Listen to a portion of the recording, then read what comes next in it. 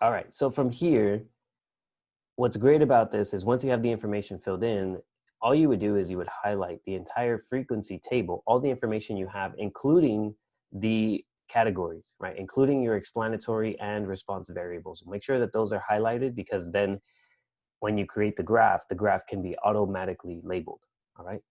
So once you have this labeled, all you really want to do is just hit insert chart. So if you have this on the full screen, you'll see this little bar graph right here, and you want to click on insert chart. And Google will automatically create a chart for you. Okay, now this may or may not be the chart that you're looking for. All right, so then you see how it gives you these setup options, right? So you have the chart editor and you have the setup. All right, so when this is open, notice that you have some options, and the options are, right, I have none, I have standard, and I have 100%. So when you click on none, right, notice what it is that we're given. This right here would be considered the grouped graph, right? However, are the variables what they should be, right? Lethal and non-lethal are my response variables. Should they be down here?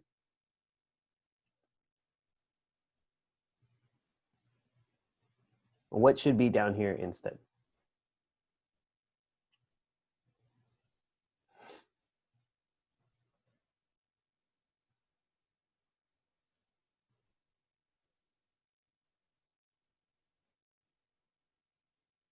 Yeah, we need the before and after program. Why? We need the before and after program to be on the x-axis because that's the explanatory variable. So the explanatory variable should always be what's labeled on the x-axis, all right? So in order to adjust that, what you do here on Google Sheets is you just click switch rows and columns, okay? So when you do that, now it's actually reversed it, right? And it looks a little differently, right? Kind of changes it up, all right? So we have our group bar graph, right? So if we wanted to take this graph, now you could actually, right, sketch it out, or you could take a screenshot, or you could copy and paste it, okay? Which is what you'll have to do on the assignment that I assigned today, all right? So pretty simple, pretty easy. This is the grouped bar graph, okay? The grouped frequency table. All right. Now, if I want to edit one more time, right, because you see how it went away, I just click on the 3 dots and hit edit chart. All right.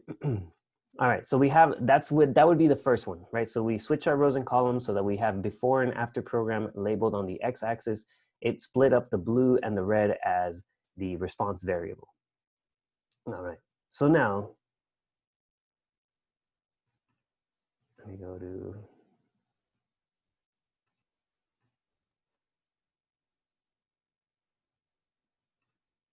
okay. So here in setup,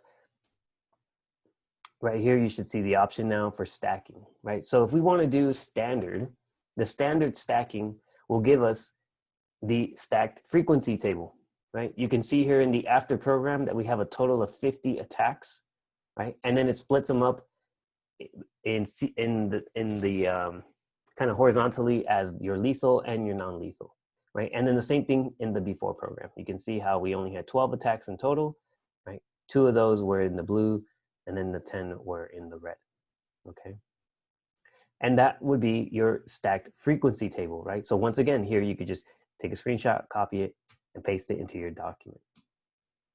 And then the last one, if you wanted to get the percentage, right? The percentage frequency, now that's where you have the percent option. And if you click on it, now it converts everything out of 100%, right? So the attacks in the before program that were lethal, right? What did we say? It was about 16%, right? So that seems to line up pretty okay, right? It's a little underneath 25, so it's right around 16. In the after program, the lethal attacks, which are the ones in blue, we said that that was a closer to 32%, or 32 or 36, I believe 36. So you can see how that seems to line up, right? And so there you have your options. Under setup, you can change it depending on whatever one you're looking for. It just goes between none, which is your grouped. If you want your stacked frequency, you go to standard. And then if you want the percentage, you just change that to the 100%. Okay? But the most important part about this graph is that you have the x-axis labeled correctly, right? So anytime, right, you know that the explanatory variable is before or after program, that's what needs to be visible down here, okay? If you have it the other way around, it's because you haven't clicked on this button that tells you to switch the rows and columns, all right?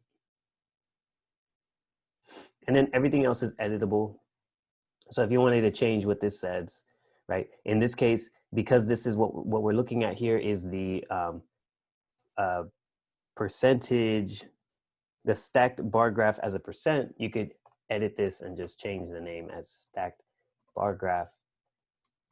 And then this is the percent, right? And we can do that. You can take your screenshot. Then when you switch this up again, if you do the standard, now this is the stacked bar graph, but it's frequency, right? So you can go in here and change this one to frequency.